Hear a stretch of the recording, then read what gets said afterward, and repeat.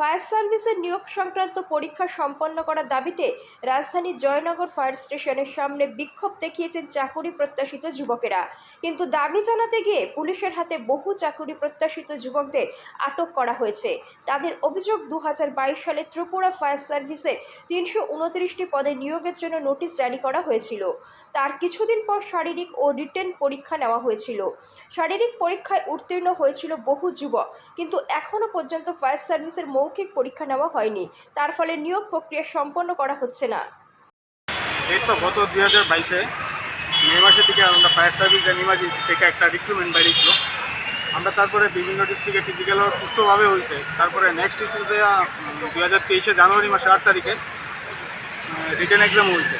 তারপরে আজকে 2 থেকে 2.5 বছর 3 বছর যাব দিয়েছে। বাকি যে বাইবা প্রসেস এবং ফাইনাল মেরিট লিস্ট আউটটা ওইটার কোনো খবর নেই, কোনো কিছু নেই।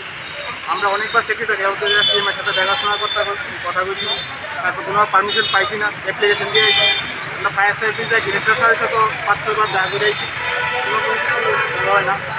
এই ইলেকশন কালকে ওইটা এরকম করে ভোট চেঞ্জ দিয়েছে, একটা বোর্ড আসলো, ভোটটাও চেঞ্জ দিয়েছে, কোনো আপডেট পাইতেছে না। স্যার আমরা কী করতাম?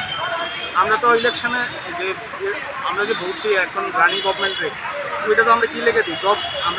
আমরা ফ্রেশার্স আছি, আমরা জবের লেগেই আশাবাদী। তাহলে কিন্তু আমরা সবসময় গভর্নমেন্টের উপর আশাবাদী রেখে তো আমরা কিন্তু আমরা কতটা ধৈর্য রাখতে পারবো, কতটা আমরা ধৈর্য ধরে রাখতে পারবো? 3 বছর যাবত হয়ে গেছে কাজ।